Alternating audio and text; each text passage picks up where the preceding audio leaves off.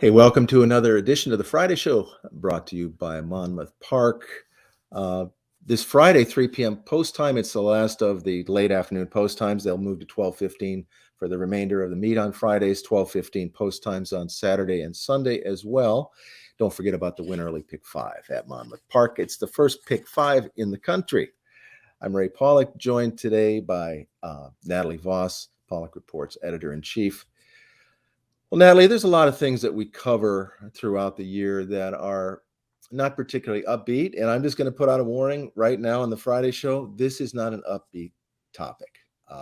Apologies to those who want something a little more, peppy, but that's not the case.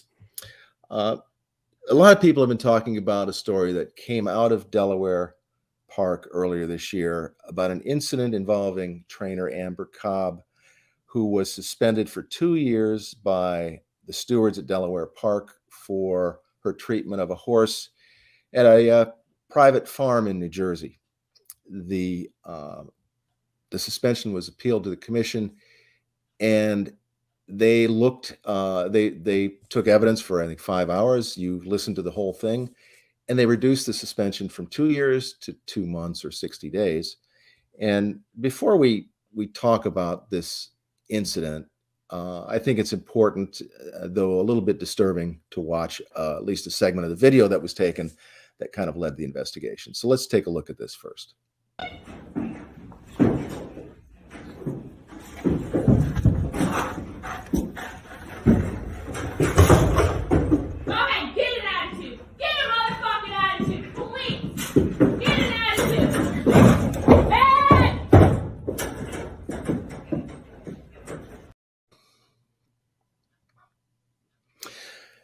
Well, what the hell was going on there? So it depends on who you ask.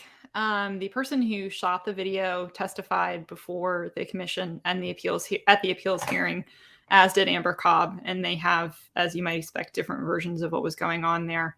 The person who took the video says, well, actually, what they do agree about is this is a young filly. She had been worked on groundwork outside the barn just before this.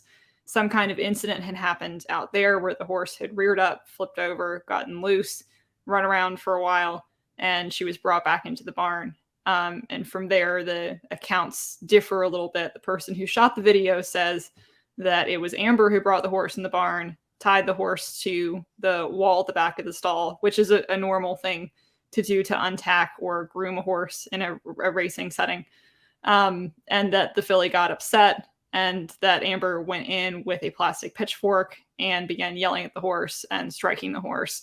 The person who shot the video seemed to think that this was the trainer's attempt to punish the horse for the earlier bad behavior.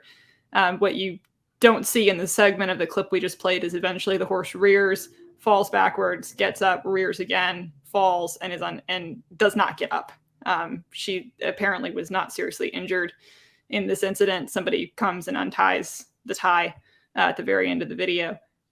Cobb says that it was the person who shot the video, an employee of hers, that tied the horse to the wall despite being told not to, and that Cobb went in to untie the horse, and the horse became upset and tried to kick her, which is why she went in yelling and screaming with the pitchfork as a way to try to assert some kind of dominance over the horse to get the horse to stop doing that. I'm not a horse person. You are a horse person. There are different ways to handle this, I'm assuming. Is that correct? Yeah, and the commissioners did ask Cobb quite a bit about what her strategy was here, because, of course, she sounds very angry. Cobb's story is that she was less angry at the horse and more worried about the horse was going to hurt itself. And the commissioners did sort of zero in, I think, appropriately on the fact that when you first see the horse in this video, the horse is standing still and the horse's butt is turned away from the doorway where the person would be coming in. The horse does not appear to be trying to kick out at whoever's coming in. And then it's after that she starts yelling at the horse. She starts waving the pitchfork. She starts hitting the horse with the pitchfork.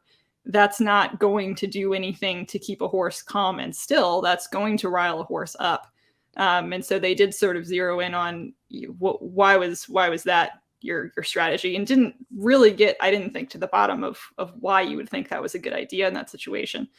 One thing that I noticed that they did not ask about particularly is that the tie that is used to attach the horse to the wall does not break at any point. When the horse falls, the horse is still tied to the wall.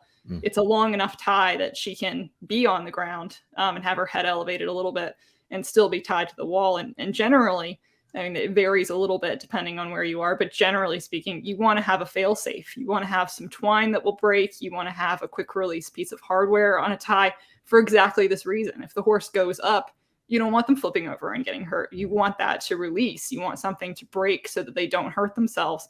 If you're going to go in and sort of have an altercation with the horse and you know that's not going to break, I don't know what else you think is going to happen other than exactly what happened.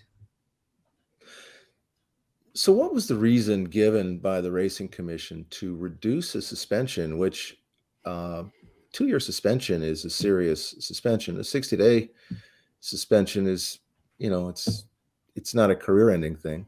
But what was the reasoning? So I had wondered this, because we wrote the story because we were asked after this suspension was reduced what happened there. And it took us quite a few weeks to get a hold of a recording of the appeals hearing, which is why we're just now reporting on something that happened in July. And even as I was starting to listen to hour 1 and hour 2 and hour 3, I'm still thinking, based on their questions, like what they don't sound like they're particularly sympathetic to what they're seeing in this video. So what ended up being the reason? And there wasn't a particularly singular sort of reason to find as to why they wanted to reduce the sentence other than they thought it was very long. But what they did get into a little bit was sort of comparing the witness who shot the video, her testimony against Amber's testimony. And several of them, as I quoted in the story, found Amber very articulate and organized and well-spoken and compelling, whereas they had a couple of issues with the person who reported the incident. They didn't really get it. The questioning got into this person's personal life, and did that have some sort of motivation for shooting the video and submitting it to the stewards? And they put a lot of stock in wondering about that and wondering what her motivations had been. And they put a lot of stock in, they heard a lot about Amber's career experience and education, and they seemed to put a lot of stock in that. One of the commissioners even told Amber, we really need people like you in this business, as they're making a determination about how long to suspend her for abusive behavior, which is really hard to understand. But it seemed to ultimately mostly come down to, person to person, who they found most appealing or believable or something. A terrible experience for the witness. The message this sends out, and the industry is always looking for whistleblowers, for people when they see something, say something. Mm-hmm. We have a case here where an employee saw something, took a videotape of it, didn't report it until she could secure other employment, I think, because she was afraid if she would get fired immediately if she turned it in. Understandably. So she does finally turn it in. And what does a commission do? They go after her for, we don't know what your motivation is here, or we don't know why you would have taken this video. Forget that the video is the evidence. I mean, this Delaware Racing Commission fails on so many levels here. I don't even know where to begin. And I think that impact on, I mean, a lot of people have watched that video and been upset for the horse, as am I. But I think that they're not thinking about the effect that had on that person who reported it and everyone else who saw what happened when somebody reported. I mean, I talk to racing investigators all the time, and I know from our perspective, right, it's also true. You have a really hard time getting somebody to go on the record with you and give you really good evidence of some sort of malfeasance, let alone video evidence that's pretty risky to be taking in the first place, let alone reporting it later. And who's going to want to do that after this? I mean, they watched this person's personal life, her professionalism, everything get slammed throughout this period of time. I have not spoken to this person. I did have somebody else who initially wanted to talk to me and then found out how that hearing had gone for the witness and said, I don't want to do it anymore. And it didn't have anything to do with me, but it was their observation that if I go on the record with somebody, then this is what's going to happen to me. And just think how far-reaching those implications are for anybody who's trying to enforce regulation, anyone who's trying to investigate things in a journalistic context. It's mind-blowing what they have done, and I don't think they've thought about it at all. So I am curious about one other thing here. This was adjudicated in Delaware, which apparently is where Amber Cobb was stabled at the time. This happened in New Jersey. Why is this being adjudicated in Delaware? Well, so that there was actually some discussion about that at the very beginning of the hearing.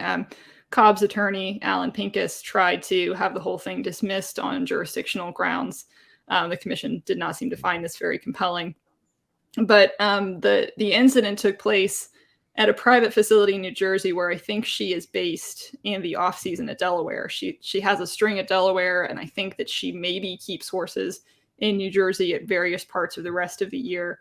The person who had filed the complaint to the stewards had said that at the time that she filed the complaint with the video, at the time that she'd gotten another job, by that point, they were already back in Delaware. Racing was about to begin or had begun, and those were the stewards that she was familiar with. She said, I wouldn't have even known how to file something in New Jersey. It didn't occur to me to file anything in New Jersey.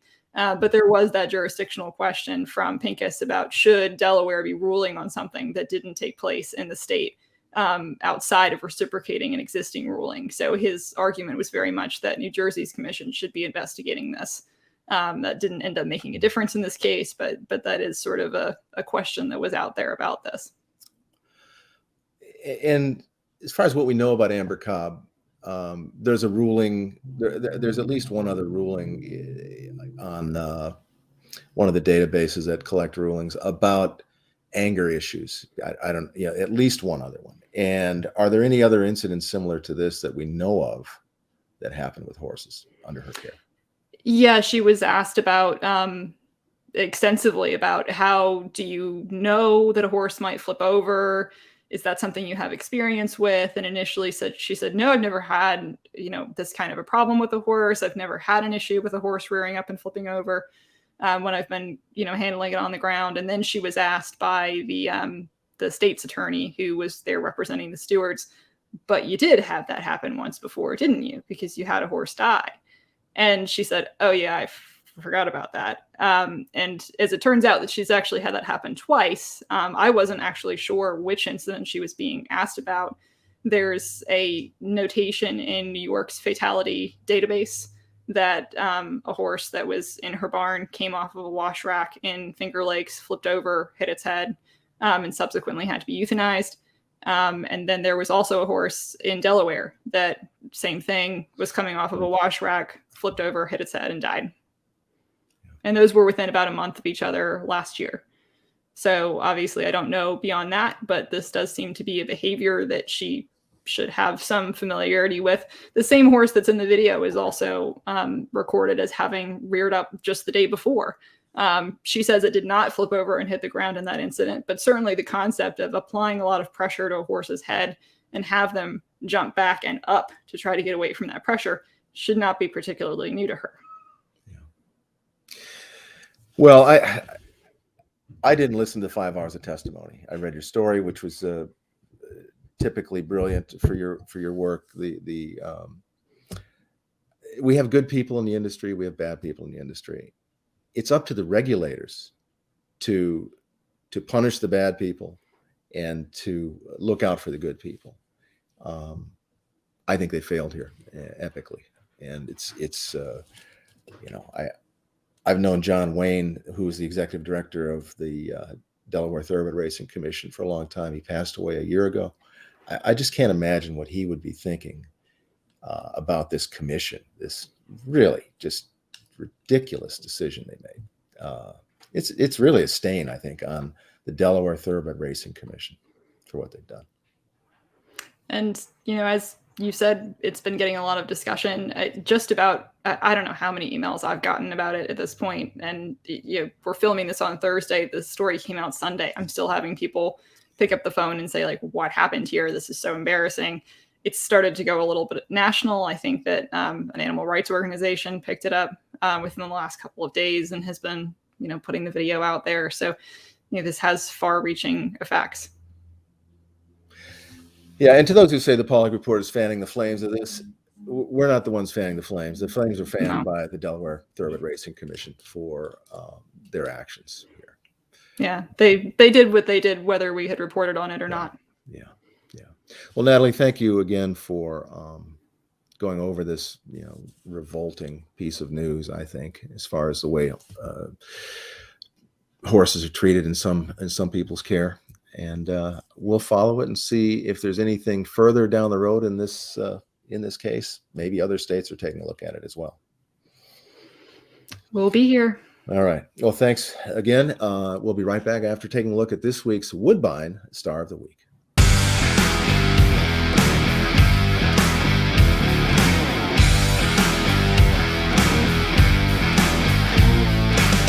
Miss Speedy's rider has a bit of a peep. It's a lead of only 2 lengths. Miss Speedy, Emmeline second, Ilmalokio third. They're fully stretched, but they're gaining.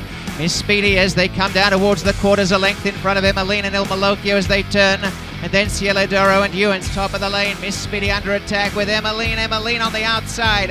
And now Ilmalokio, Miss Speedy in deep water. She's not finding, and Ilmalokio and Emmeline have gone on. And now Ilmalokio put to the test with Emmeline stride to stride. On the outside, Ilmalokio in front. Ilmalokio holding. Ilmalokio the winner. Emmeline second. 3 away is Cielo Doro. Miss Speedy is back 4th. This is the second lifetime success and stakes honours for Ilmalokio. Both her wins are stakes wins.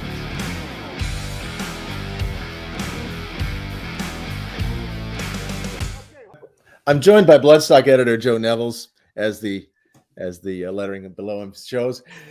Joe, Ilmalokio, tell me about him. That's right, ladies and gents. Our Woodbine Star of the Week is Ilmalokio, winner of the Bison City Stakes on August 28th. This is a daughter of Super Speedy who showed a lot of heart in this effort. Never saw the rail and had to outkick a very game Emmeline in the final meters there. You really can't say this one wasn't earned. This was a hard-fought victory. And this is, of course, I was on Miss Speedy, the other daughter of Super Speedy, who at 2 to 5 looked like a cinch, right? And then what happened? I don't know. Went running away, but they all caught up on her, and this is the top 2 horses. Very game here. It's going to be interesting. This was the second leg of the Canadian Filly Triple Tiara. First one, Ilmalokio finished 3rd in the Woodbine Oaks. The 3rd and final leg will be the Wonder Ware Stakes on October 2nd. That's a 1.25 miles on the turf. So it's going to be interesting to see if a horse that seems to have a kind of a grinding running style here, at least that's how she won the Bison City, will come back and potentially try a race like that. All right. Well, that's our Woodbine Star of the Week, Ilmalokio. Thanks for joining us this week. Thanks to Natalie Voss for going over the story about Amber Cobb. Joe, thanks for joining us for the Woodbine Star of the Week. And be sure to play that win early pick 5 at Monmouth Park. Thanks to them for the sponsorship, and to Woodbine. We'll see you next week. Thanks a lot.